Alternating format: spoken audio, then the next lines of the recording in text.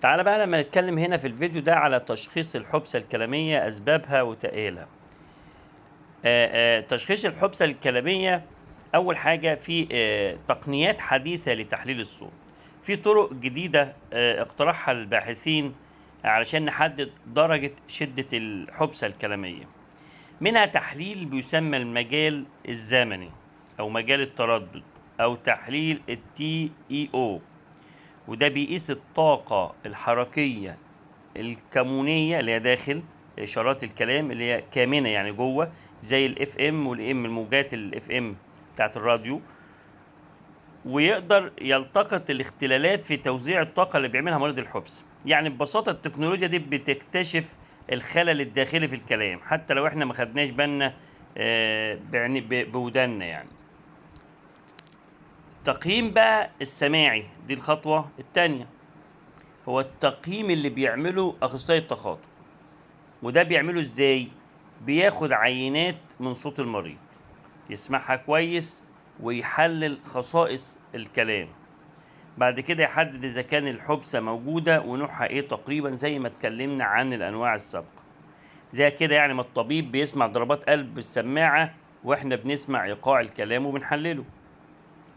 أسباب حدوث الحبسة دي بتحصل لما يكون في تلف أو ضرر في المناطق المسؤولة عن الحركة اللي بتنتج الكلام، مش اللغة نفسها. لازم نفرق ما بينها وبين العي. مريض الحبسة فاهم وبيفكر وبيلاقي الكلمات، لكن عضلاته مش بتنفذ الكلام كويس.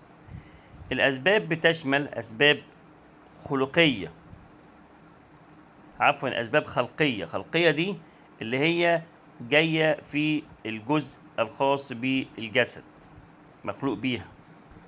أما الخلقية دي في أخلاقه يعني، أما هي دي مش أسباب خلقية اتخلق بيها. زي الشلل الدماغي، أشهر سبب عند الأطفال. أمراض تنكسية زي التصلب الجانبي الضموري ALS وضمور الجهاز العصبي المتعدد. في أمراض إزالة الميالين زي التصلب المتعدد. التهابات أو عدوى زي الإيدز، والأورام اللي بتيجي في المخ. ربنا يعافينا وإياكم يا رب جميعا ويحفظنا وإياكم. وزي السموم زي التسمم الغذائي أو الكحول، الناس بتشرب بتاع ده الكحول يعني، ربنا يعافينا وإياكم، اللي هي الخمور. صدمات زي إصابات في الدماغ بسبب الحوادث، وفي مشاكل في الأوعية الدموية زي الجلطات الدماغية. تعال بقى نتكلم هنا على تأهيل الحبسة الكلامية أو تأهيل وعلاج الحبسة.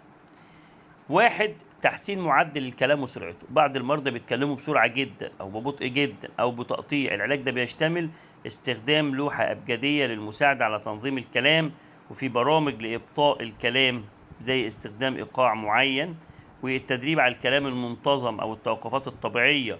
يعني مثلا نخلي الطفل أو البالغ يقول جملة زي أنا اسمي كريم وبلعب كورة على فترات متقطعة بالإيقاع. 2، تحسين الرنين. الرنين ده هو نغمة الصوت اللي بتخرج من الفم أو الأنف. بعض مرضى الحبسة بيحصل عندهم هروب للهواء من الأنف، فالكلام يطلع أنفي. بتعالج ده من خلال تمارين التحكم في الهواء ومراقبة المريض أثناء الكلام.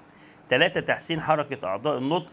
ودي عندنا في أنواع للقصور العصبي العضلي زي الضعف، العضلة مش قادرة تتحرك بالقوة المطلوبة.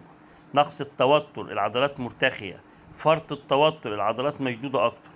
في تمارين علاجية زي تمارين القوة، تقوية عضلات اللسان والشفايف والفك، زي الإطارات البطيئة والسريعة، تدريب على النطق بوتيرة مختلفة. العلاج الطبيعي لعضلات الفم زي نفخ البلالين، يعني تمرين زي الشفايف، تحريك اللسان في كل الاتجاهات. أخيرا، الحبسة الكلامية عند الأطفال المصابين بالشلل الدماغي. والشلل الدماغي من أكثر الأسباب شيوعا للحبسة عند الأطفال. بيصيب حوالي 3 أطفال من كل 1000 طفل. بيتأثر كمان على حركات العضلات بشكل عام وكمان عضلات النطق. التدخل المبكر مهم جدا يا شباب، ويكون في يعني خلطة أو خطة علاجية يعني مخلوطة كده ببعض بكل التمارين اللي قلنا عليها، يعني تعمل كوكتيل في الخطة نفسها. منها تدريب على التحكم في النفس، وكمان ما ننساش تمارين تقوية عضلات النطق، واستخدام وسائل مساعدة زي الصور والأصابع. ده الفيديو الخاص بمرحلة تأهيل الحبسة الكلامية. أشوفكم في اضطرابات الرنين في الصوت أو ما يسمى بالخنف. أشوفكم في الفيديو اللي جاي إن شاء الله.